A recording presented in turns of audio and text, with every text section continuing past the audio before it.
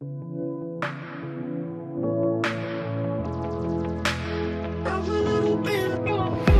favor waits within the future. My dreams are small compared to yours. Why should I worry about tomorrow when I know that all I gotta do is trust you, Lord. Every little thing's gonna be alright. Every little thing's gonna be just fine. Whether I can see it now, I know you will work it out for good. Every little thing, everything will be alright. Our bump-in was meant to be 11 a.m. We are 6 hours behind. Our semi-trailer truck is 120 miles away. It's 6:40. The stage, you could say, is set. Anything that could have gone wrong has gone wrong. You need to all be stressed. Now 7:06 p.m. We're gonna move fast. We're gonna get this thing going in about 45 minutes to an hour. Everything will be alright.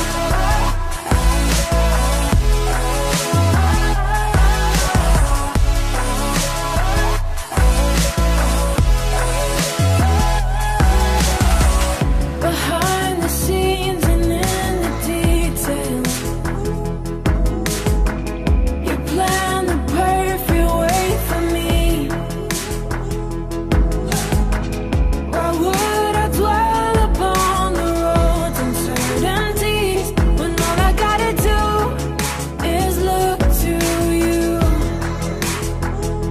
Yeah, all I gotta do is look to you. Every little thing's gonna be alright. Every little thing's gonna be just fine. Whether I can see it now, I know you will work it out for good. Every little thing, everything will be alright.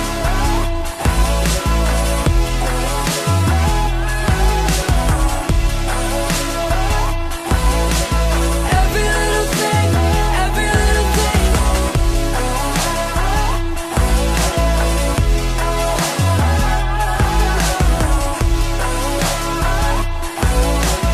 Every little thing, everything will be alright. Hey God, I know you don't need no one to advise you. You probably do a better job running the world than I do. I just thought I'd remind you, I've been trying to find you. It feel like Satan working overtime, times two.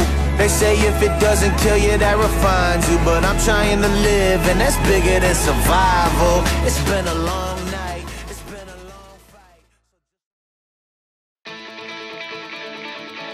Mari kita bersukacita untuk Tuhan kita. Bila malam hari ini kita mau bersorak-sorai untuk Tuhan Yesus. Haleluya. Woo! Yeah.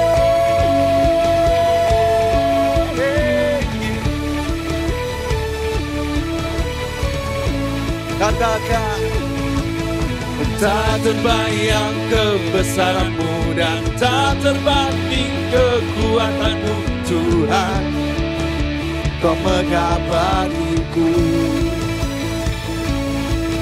segenap jiwa dan pengharapan telah ku serahkan untuk rencanamu, Tuhan. Kau Raja atasku. Katakan, hanya Kau yang layak ditinggikan.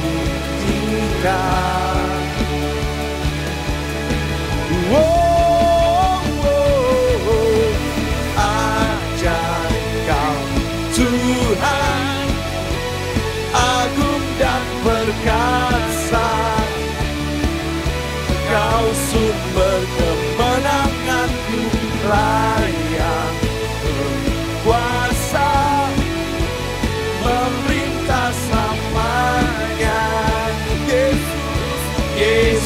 Kaulah Raja mulia.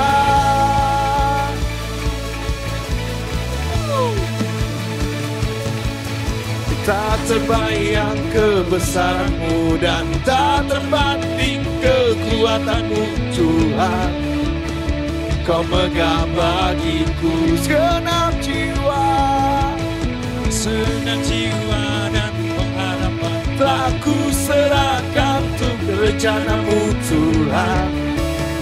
Kau Raja atasku, hanya Kau Yesus, hanya Kau yang layak ditinggikan.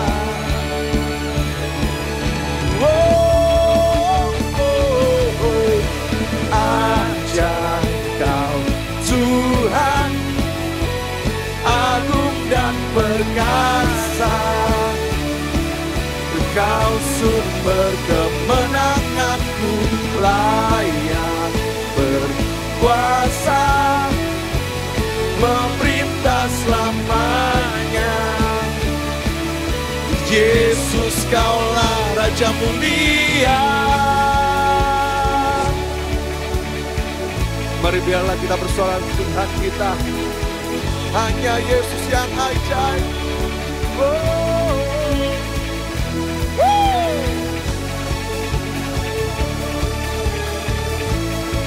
Hanya Kau Tuhan.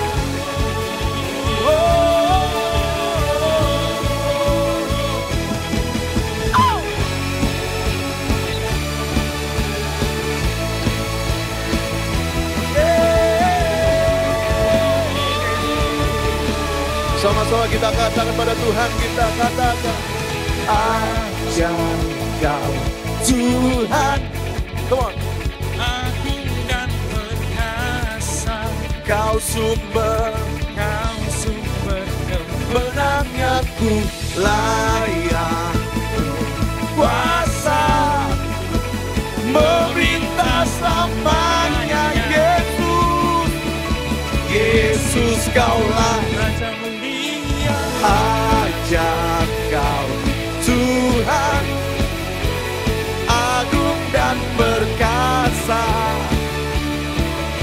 Kau sumber kemenanganku, layak berkuasa, memerintah selamanya. Yesus, Kaulah Raja mulia.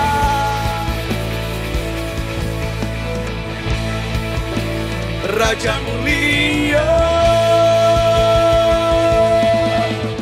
Dengan suara-suara yang terbaik untuk Tuhan kita, haleluya. Kami percaya Tuhan, bahwa hanya Kau yang ajaib bagi kami Tuhan. Saatnya Tuhan, kami datang Tuhan kepada Engkau Yesus. Kami mau bersekutu dengan Engkau Yesus. Biarlah hanya Engkau Tuhan yang kami sembah. Terima kasih Yesus.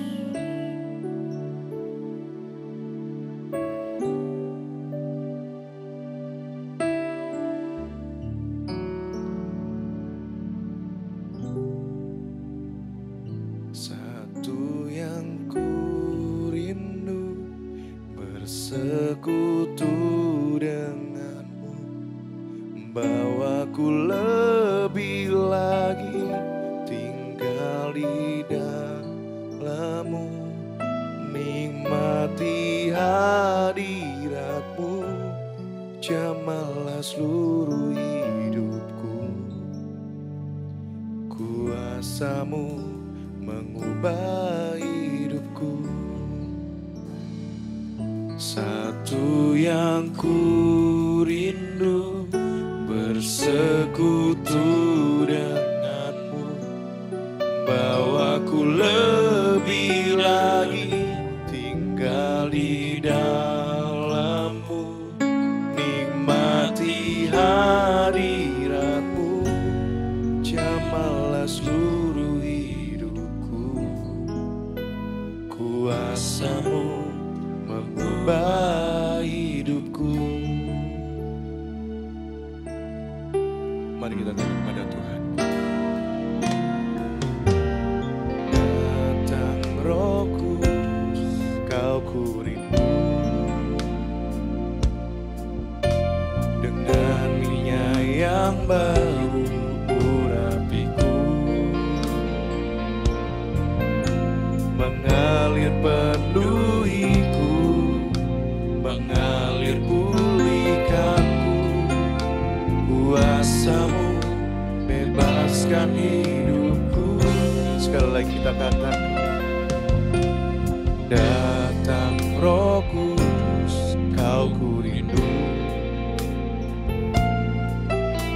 Dengan minyak yang baru urapiku, mengalir penuhiku, mengalir pulihkanku. Kuasa-Mu bebaskan hidupku. Satu yang ku rindu, bersekutu denganmu. Bawaku lebih lagi tinggal di dalam-Mu, nikmati hadirat-Mu, jamahlah seluruh hidupku. Kuasa-Mu mengubah hidupku. Satu yang ku rindu Tuhan, satu yang ku rindu, bersekutu denganmu.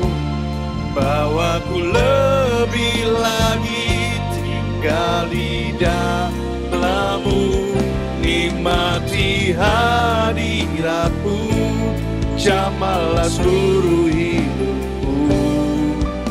Kuasa-Mu mengubah hidupku.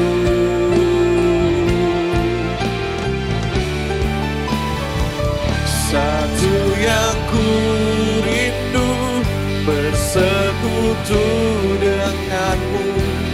Bawaku lebih lagi tinggal di dalam-Mu, nikmati hadirat-Mu, jamahlah seluruh hidupku.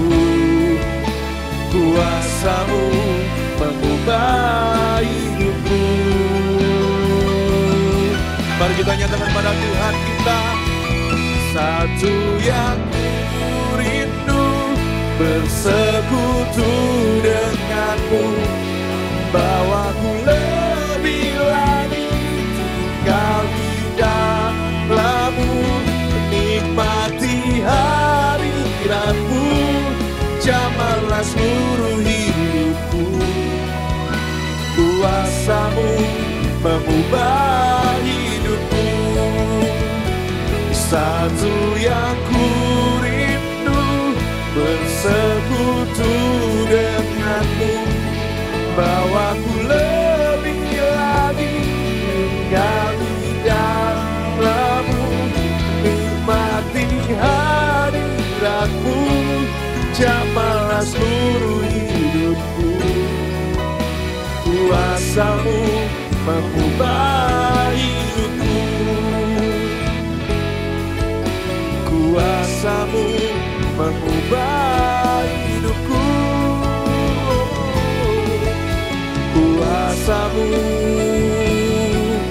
mengubah hidupku.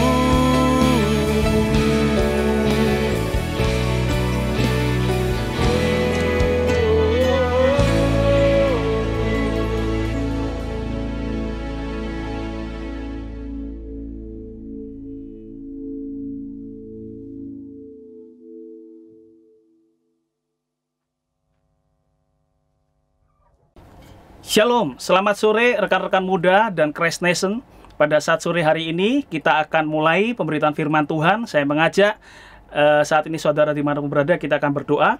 Bapa, kami mohon kuasa-Mu bekerja atas hamba-Mu yang akan menyampaikan pesan firman Tuhan.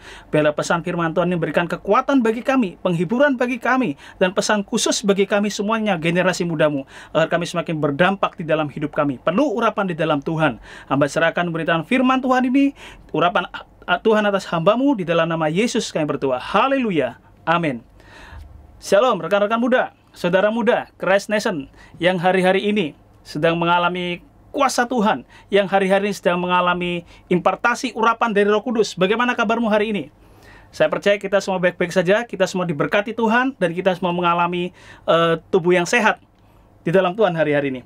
Tema yang datang kepada saya dari pengurus Christ Nation sore ini berbicara mengenai anointing atau urapan.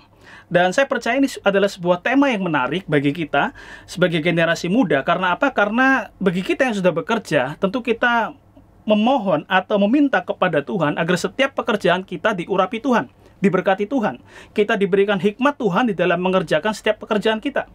Baik juga ketika kita ada di dalam pelayanan.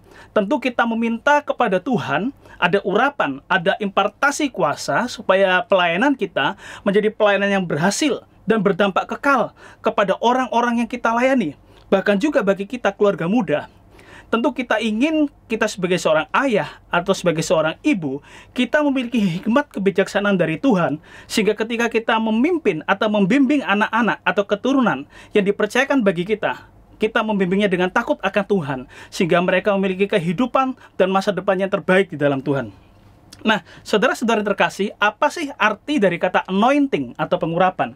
Di dalam Oxford Dictionary dikatakan bahwa pengurapan berasal dari kata dasar anoint, yang berarti to put oil on somebody or on part of somebody's body as a part of a religious or other ceremony. Yang berarti bahwa sebenarnya pengurapan konteksnya tidak hanya sekedar bicara soal pengurapan dalam pelayanan, di dalam mengemban suatu tugas, tidak, tapi juga bisa berarti mengurapi orang yang sedang sakit dengan apa? Dengan media minyak urapan. Jadi bagi kita sebenarnya pengikut Kristus hari-hari ini, bagi kita generasi muda hari-hari ini, pengurapan Tuhan bukanlah sesuatu hal yang asing bagi kita. Pengurapan dari Tuhan justru harusnya menjadi bagian yang penting bagi kita, apalagi di dalam menjalani hidup kita, melayani orang-orang yang Tuhan sudah percayakan bagi kita. Nah, saudara-saudara, sejak masa Kisah Para Rasul, Roh Kuduslah yang berotoritas di dalam mengurapi pelayanan kita. Prinsip dasar dari suatu urapan adalah apa, rekan-rekan? Seseorang atau sesuatu barang itu dikhususkan, itu dikuduskan untuk sesuatu tugas tertentu, atau sebuah misi tertentu, dan dalam jangka waktu, durasi waktu yang tertentu pula. Saya kasih contoh. Misalkan, kita akan melayani. Kita akan mempersiapkan outwear kita. Entah jas atau jaket. Tentu kita akan bersihkan. Kita akan bersihkan, kita akan cuci, kita akan semprotkan parfum, dan kita akan pakai itu. Tapi setelah selesai dipakai, kita akan taruh kembali jas itu. Nah, bicara juga secara rohani. Kita tentu ingat peristiwa pengurapan dari Saul dan Daud sebagai seorang raja. Dia diurapi oleh Nabi Samuel. Dan pada saat itu, Saul dan Daud ada waktu durasi tugas tertentu, lalu kemudian digantikan oleh keturunan berikutnya. Tapi pengurapan Tuhan turun di sana. Nah, sama juga di dalam kitab Yakobus pasal yang kelima, ayat yang ke-14, kalau kita perhatikan. Bagaimana orang yang sakit, di dalam firman Tuhan dikatakan, datanglah kepada seorang penatua jemaat yang akan mengurapi, meminyaki, dan mendoakan orang itu sampai orang itu sembuh di dalam nama Tuhan Yesus. Nah, saudara-saudara, saya mau katakan satu hal, bahwa kita nggak akan mungkin dapat merampungkan tugas kita dengan baik di dunia ini apabila Roh Kudus tidak mengurapi kita. Jadi kita perlu pengurapan itu. Kita perlu urapan dari Tuhan. Oleh karena itu, saudara-saudara, tempatkanlah Roh Kudus di tempat yang utama di dalam kehidupanmu, di dalam hatimu, di dalam pikiranmu, dan di dalam jiwamu. Nah, subtema yang datang kepada saya adalah, apa sebenarnya korelasi atau hubungan kekudusan hidup dengan kuasa Tuhan atas hidup kita? Saudara-saudara, umat Tuhan, kita semua adalah umat yang dikuduskan Tuhan dan menjadi milik Tuhan. Ketika kita dikuduskan Tuhan, itu menjadi seperti sebuah garansi bahwa kita adalah umat yang menjadi kepemilikan Tuhan. Kudus bukan berarti saudara sudah sempurna, yang artinya nggak akan pernah berbuat dosa lagi. Bukan, saudara-saudara. Namun kudus berarti di sini adalah engkau dan seluruh hidupmu, baik pikiranmu, emosimu, hatimu, keputusan-keputusan dalam hidupmu di masa depan, itu adalah menjadi milik Tuhan seutuhnya. Engkau akan terus berjalan meninggalkan kehidupan lamamu dan meninggalkan tabiat dosamu. Engkau mengambil komitmen untuk berjalan bersama dengan Yesus setiap hari. Nah, saudara-saudara, kekudusan yang perlu kita ingat bahwa kekudusan adalah satu atribut dari Tuhan. Salah satu yang membedakan antara Tuhan dan ciptaannya adalah di dalam kekudusan Tuhan yang begitu luar biasa. Dan Tuhan ingin supaya apa? Supaya kita hidup di dalam kekudusan. Itulah sebabnya Rasul Paulus mengatakan di dalam kitab Ibrani pasal 12 ayat 14 bagian B, dikatakan bahwa sebab tanpa kekudusan seorang pun tidak dapat melihat Tuhan. Saya kasih contoh, saudara-saudara. Mengapa seorang dokter harus benar-benar memastikan alat medis yang akan dipakai untuk cek lab ataupun melakukan tindakan operasi harus benar-benar steril? Supaya apa? Supaya ketika alat itu dipakai, tidak akan terjadi infeksi pada luka atau bahkan memperparah sakit pasien yang sedang ditangani saat itu. Demikian juga dengan Tuhan. Kita adalah seperti alat-alat di tangannya dokter itu. Kita adalah alat-alat kemuliaan Tuhan. Kita adalah milik kepunyaan Tuhan. Dan Tuhan ingin memakai kita, memakai kehidupan kita, memakai perkataan kita, memakai pelayanan kita, supaya kita bisa menyembuhkan jiwa yang terluka, supaya kita bisa membawa orang keluar dari dosa mereka, dan menuju kepada terang Tuhan. Lah kalau kita sendiri kotor, kalau karakter kita sendiri gak berubah, kalau pikiran kita selalu berpikir tentang dosa, bagaimana kita bisa dipakai Tuhan jadi alat kemuliaan Tuhan? Tidak akan bisa. Yang ada justru apa? Hidup kita akan jadi batu sandungan dan bukan jadi batu penjuru bagi orang lain. Oleh karena itu, saudara-saudara, hiduplah di dalam kekudusan. Hidup di dalam kekudusan berarti engkau belajar untuk akrab dengan yang namanya aturan hidup yang didasarkan pada firman Tuhan. Segala sesuatu mulai diatur. Tuhan beri rambu-rambu bagi kita. Tuhan beri aturan dalam hidup kita. Tuhan berikan dasar titah kepada bangsa Israel. Supaya apa? Supaya membantu mereka. Supaya membantu saudara dan saya. Agar kita tetap hidup kudus di hadapan Tuhan. Kenapa banyak orang yang hidupnya useless? Kenapa banyak generasi muda yang hidupnya hari-hari useless? Gak berguna, gak jadi berkat. Karena apa? Karena mereka gak mau diatur. Mereka maunya hidup bebas semau gue dan gak mau taat kepada aturan yang berlaku di dalam hidup mereka.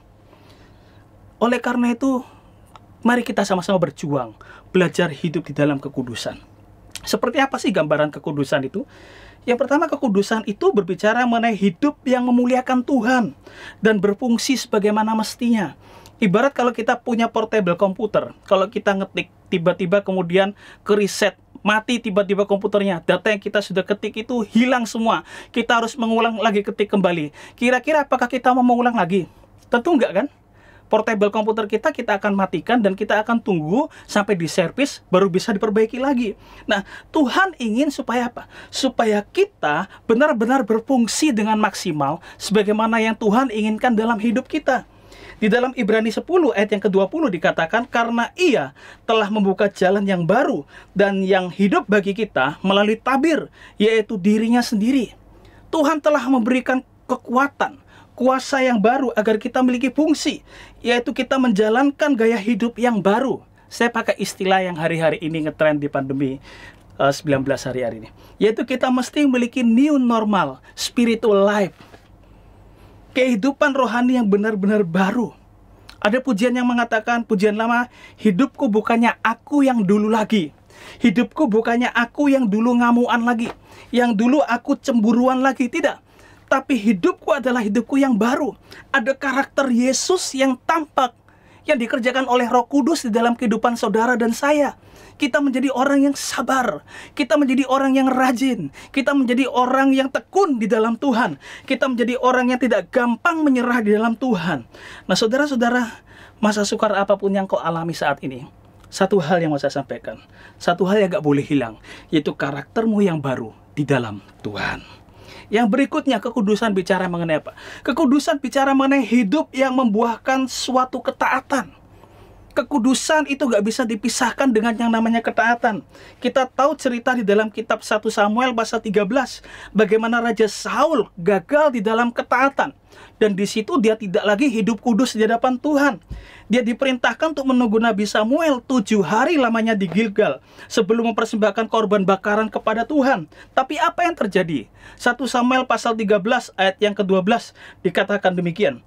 Maka pikirku, sebentar lagi orang Filistin akan menyerang aku di Gilgal, padahal aku belum memohon belas kasihan Tuhan. Sebab itu aku memberanikan diri, lalu mempersembahkan korban bakaran. Saudara-saudara, kita perlu hati-hati terhadap kata karena pikirku. Maka pikirku.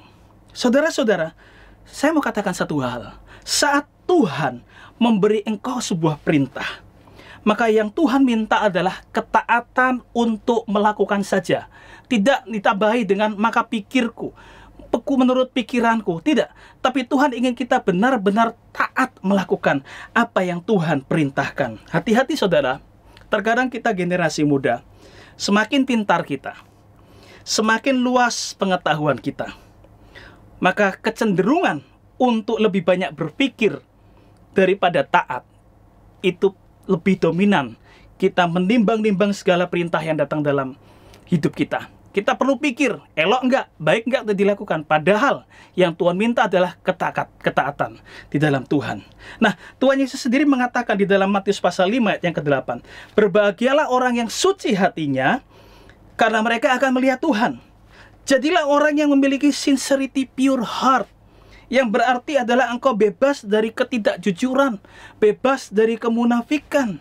Kalau Roh Kudus ada dan tinggal dalam hidupmu, maka engkau akan terus belajar menjadi orang yang menghargai setiap orang tanpa memandang siapa dia.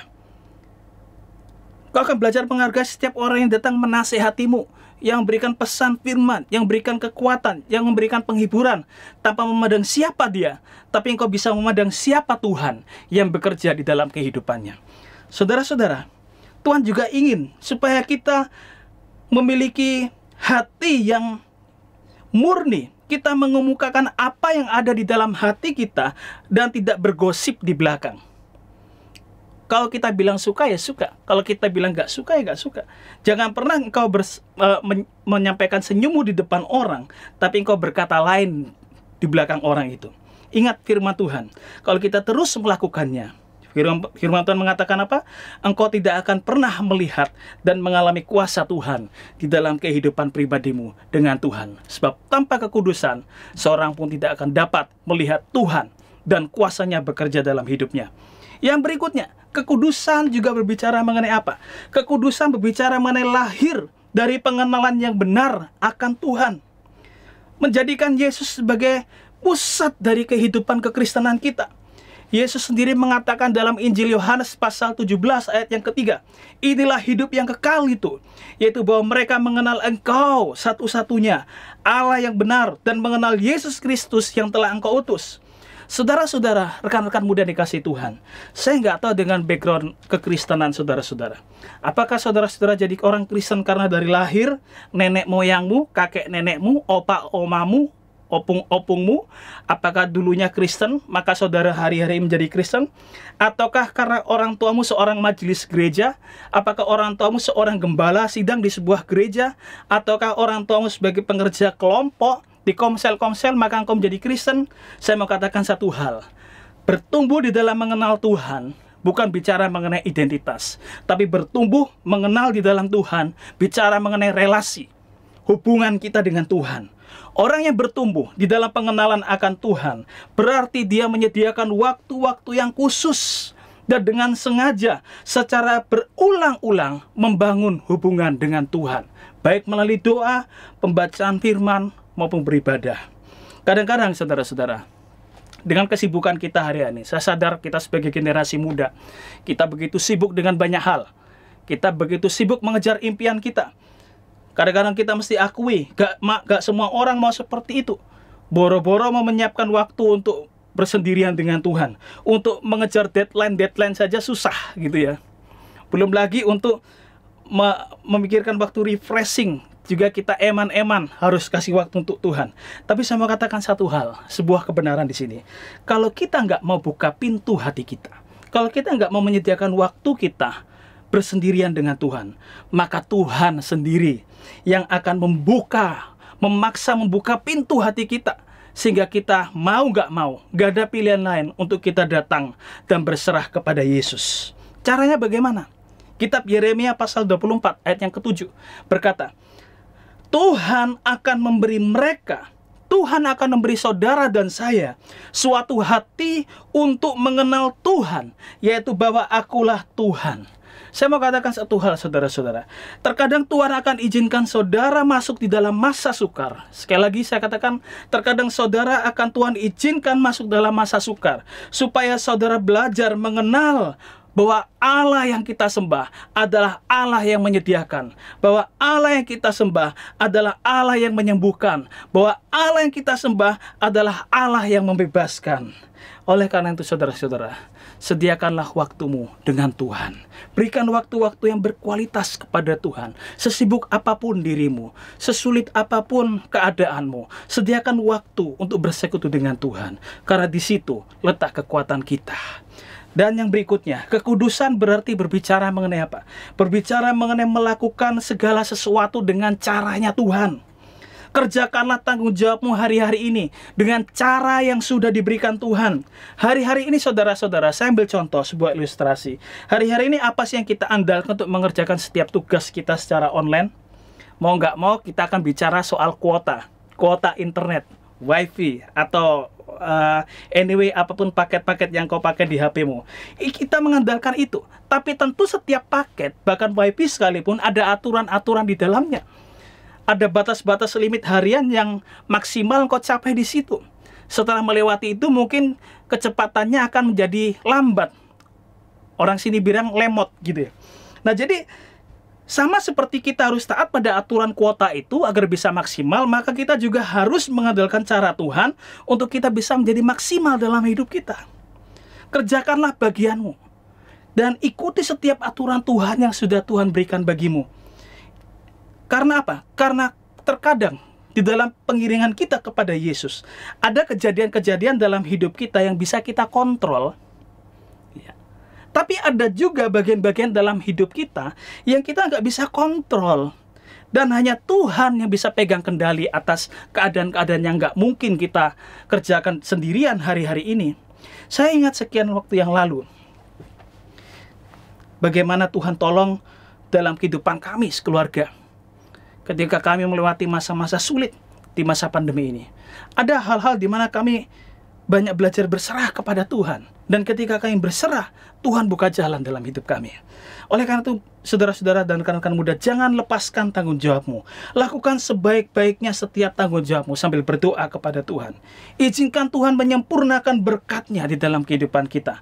Tuhan gak akan buka langkah-langkah ajaib dalam hidup kita. Ketika apa? Ketika kita nggak mau melangkah di dalam kehidupan kita.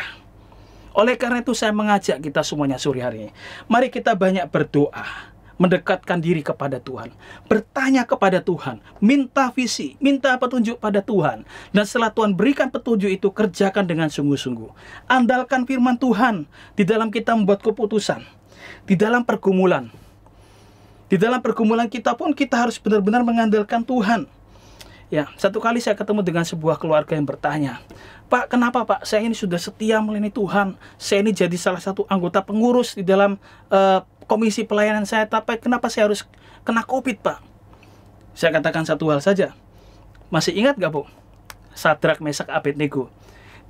Di antara sekian ratusan ribu orang-orang Israel yang ada di pembuangan, kenapa Tuhan izinkan Sadrak, Mesak, dan Abednego masuk dalam dapur perapian yang menyala-nyala? Ibu itu bertanya, kenapa ya Pak? Karena itu adalah kasih karunia Tuhan bagi mereka. Di antara ratusan ribu orang Israel yang dibuang, mereka yang mengalami dapur perapian yang menyala-nyala. Dan apa kata firman Tuhan? Firman Tuhan mencatat nama mereka bertiga yang masuk di dalam dapur perapian dan menjadi kesaksian bahwa Tuhanku atau Tuhan kita yang kita sembah adalah Tuhan yang dahsyat, yang mampu melakukan perkara ajaib dan heran dalam hidup kita. Oleh karena itu saudara-saudara, Tuhan ingin supaya kita menjadi pribadi pribadi yang kuat terhadap proses, pribadi yang kuat di masa sukar, pribadi yang layak untuk memikul berkat di masa depan. Jadi hari-hari ini apa yang mesti kita lakukan? Yang mesti kita lakukan yang pertama adalah jangan berhenti kita menyembah dan memuji Tuhan. Kita ingat Daniel, 3 kali sehari dia berdoa kepada Tuhan.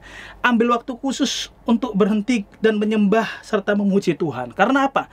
Di dalam doa itulah kita mendapatkan ketenangan. Di dalam doa itulah kita mendapatkan kesejukan hati. Di dalam doa itulah kita mendapatkan konsentrasi. Dari dalam ketenangan itulah Tuhan mengimpartasikan hikmat bagi kita. Tuhan memberikan produktivitas bagi kita untuk kita bisa melakukan segala sesuatu dengan maksimal dan berhasil. Banyak istirahat, Tuhan akan berikan banyak hikmat bagi kita. Yang kedua adalah jangan berhenti bersyukur. 1 Tesalonika 5 ayat yang ke-18 dikatakan, mengucap syukurlah dalam segala hal, sebab itulah yang dikehendaki Allah di dalam Kristus Yesus bagi kamu. Saudara-saudara, selain kita harus banyak berdoa, banyak menyembah, memuji Tuhan, teruslah juga mengucap syukur kepada Tuhan. Ucapkan syukur karena sekarang kita bisa mengalami kondisi sakit mungkin. Kita mengalami kondisi lesu dalam bisnis kita mungkin. Supaya apa? Supaya kita bisa mengenal siapa Tuhan yang kita sembah itu. Mengucap syukur selalu mengatakan hal yang baik dan hal yang mendatangkan produktivitas yang maksimal.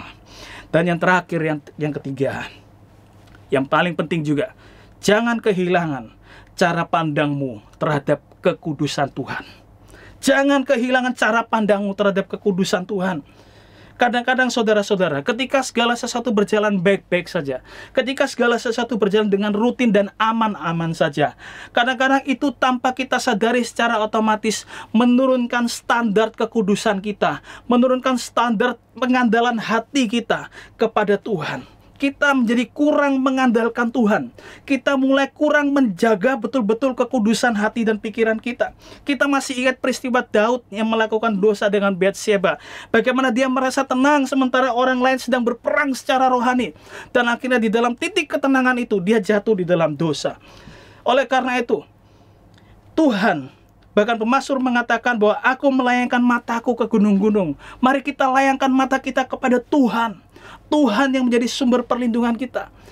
Tuhan ingin supaya kita berjalan di atas kemustahilan demi kemustahilan. Kita ingat peristiwa Petrus. Petrus yang berjalan di atas air. Bagaimana Petrus bisa berjalan di atas air? Karena apa? Karena sementara dia berjalan di atas air, dia terus memandang kepada Yesus.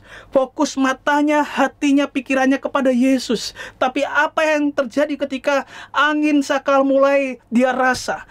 Pandangannya mulai beralihkan, fokusnya mulai teralihkan, sehingga perlahan-lahan dia tenggelam. Saudara-saudara, di bagian terakhir yang paling penting ini, saya mau katakan, jangan kita kehilangan cara pandang kita kepada kekudusan Tuhan. Saat kita tetap ada di dalam kekudusan Tuhan, kita akan berjalan sebagaimana Petrus berjalan di atas air. Kita akan berjalan di dalam satu keajaiban demi keajaiban yang lainnya yang Tuhan sudah sediakan bagi kita. Bila kiranya renungan ini menjadi kekuatan bagi saudara dan saya, bahwa kekudusan Tuhan akan selalu disertai dengan ketaatan. Dan ketika kita taat, Tuhan akan mengizinkan kita mengalami keajaiban demi keajaiban, mengalami mukjizat demi mukjizat Tuhan yang Tuhan kehendaki untuk kita lakukan. Mari saudara-saudara, saya akan berdoa dari tempat ini buat saudara-saudara yang saat ini sedang mengalami pergumulan di masa sukar. Entah kau mengalami sakit penyakit, entah kau mengalami kelesuan bisnis, bahkan dalam pelayananmu. Ada satu kuasa Tuhan yang ingin Tuhan kerjakan di dalam hatimu. Saat kau menjaga kekudusan dalam Tuhan, Tuhan akan memimpin kau di dalam keajaiban dan demi keajaiban yang Tuhan sedang buka di dalam kehidupan. Mari kita satu dalam doa. Bapak, hamba berdoa saat sore hari ini buat rekan-rekan muda, buat Christ Nation yang sedang ada dalam pergumulan, beban, kekhawatiran, dan masalah di dalam hatinya.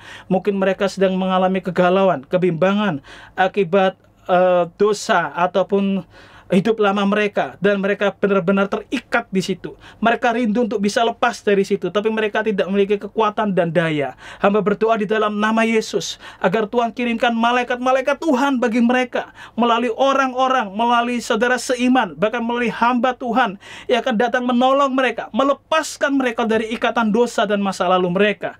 Dan juga jikalau hari-hari ada saudara-saudara yang bergumul di dalam sakit penyakit mereka, di dalam usaha pekerjaan mereka, di dalam hubungan-hubungan mereka dengan sesama. Hamba berdoa di dalam nama Yesus, biarlah kekudusan Tuhan bertahta dalam hidup mereka.